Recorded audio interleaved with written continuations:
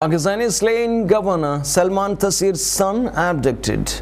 The son of assassinated Punjab governor Salman Taseer, who was killed in January for opposing the blasphemy law, has been abducted, Pakistan police say.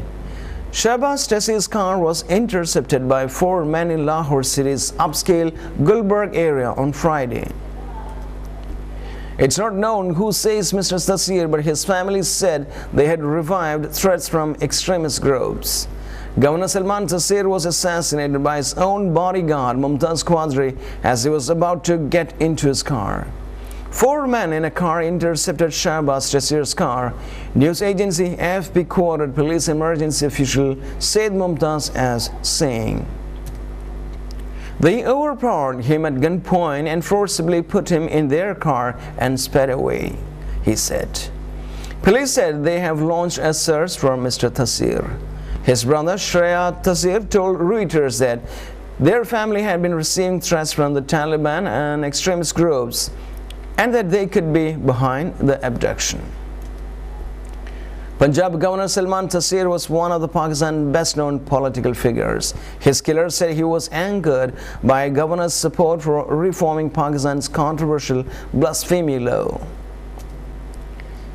Sri Lankan President Rajapaksa scraps emergency laws. President Rajapaksa of Sri Lanka has announced the imminent lifting of the country's state of emergency. The laws have been in place on and off since 1971 and were renewed by Parliament every month, even after the end of the separatist war in 2009. The press reporters in Colombo says the laws are now almost certain to lapse early in September. Mr. Rajapaksa told Parliament he was making the move because of the lack of militant attacks since the war ended. However, our correspondent says an equally stringent Prevention of Terrorism Act will remain in place. Amnesty: Bangladesh must end killings by police force.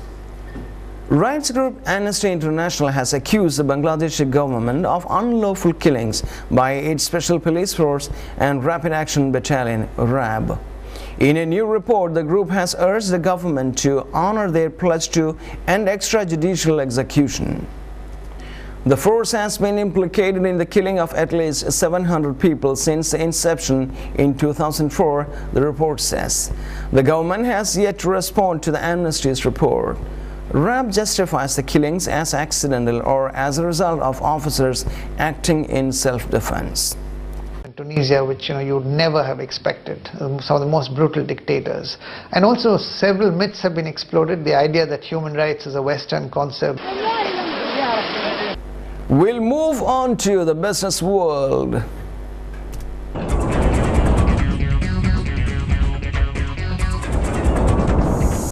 Buffett to invest $5 billion in shaky Bank of America.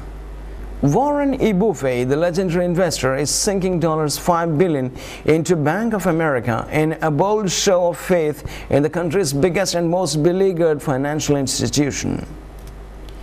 It comes amid deepening worries about the long-term health of the company, which has already had to set aside roughly $20 billion to atone for its mortgage misdeeds at the height of the housing bubble.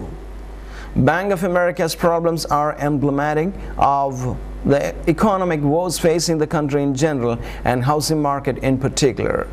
Its fortunes have been waning as the outlook for growth had darkened and the financial markets have gyrated. More than some other large banks, Bank of America's fate is also heavily intertwined with that of consumers. It services 1 in 5 home loans, and with 5,700 branches assembled through the decades of mergers, it counts 58 million customers.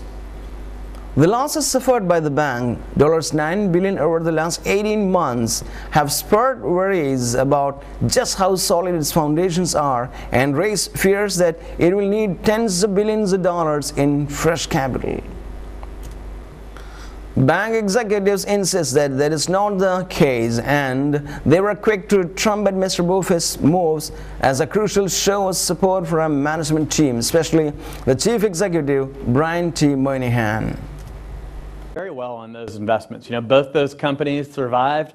They were able to pay him his 10% dividends in the meantime, and eventually pay off that investment. So he was getting, 10% for a couple years, got paid back there, and he still holds warrants that are going to allow him to purchase those stocks as well if their prices continue.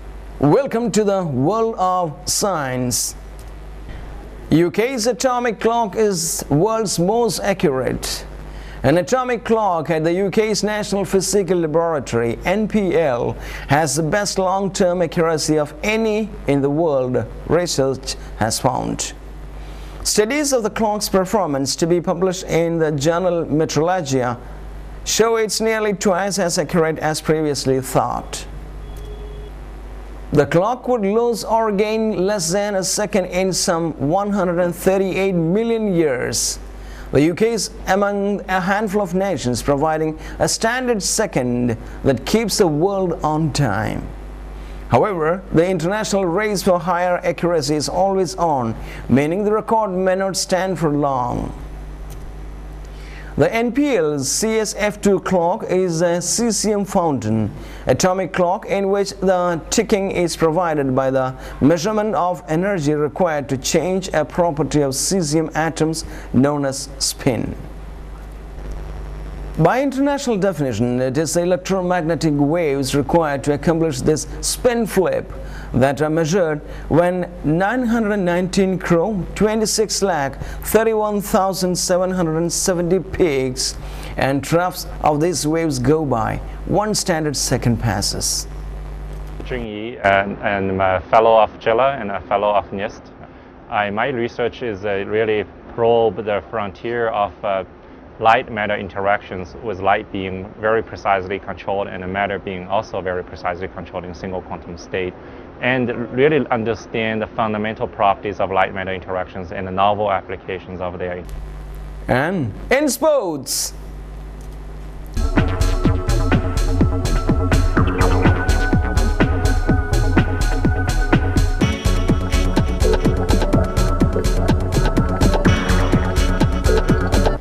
in a twist, the Williams sisters can play bracket busters at the Open.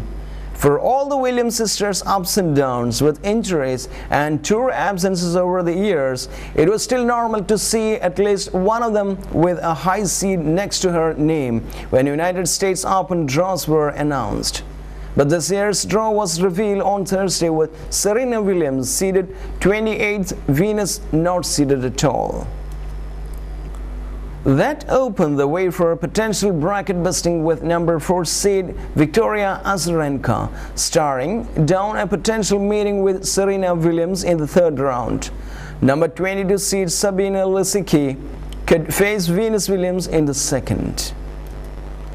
Because the seeding followed the rankings, the Williams sisters received no dispensation for past performances at the Open, which Serena has won 3 times and Venus twice, and were left to disrupt the bracket where they fell.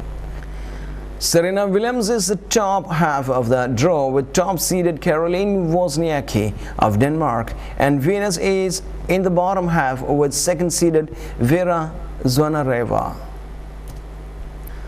Number 3 Maria Sharapova faces a potential quarterfinal match with number 5 Petra Kvitova of Czech Republic, who beat Sharapova in the Wimbledon final for her final major title. Kim Clijsters, the 2-time defending Open champion, will miss the tournament because of an abdominal strain. Now, before we close this news analysis, let's have a recap of the main points. Libya conflict, UN urges restraint amid abuse reports. Blast at UN building in Nigerian capital, Abuja. Japan Prime Minister Naoto Kan announces resignation amid criticism. Taiwan ex-president Chen Shui-bian gets extra jail term.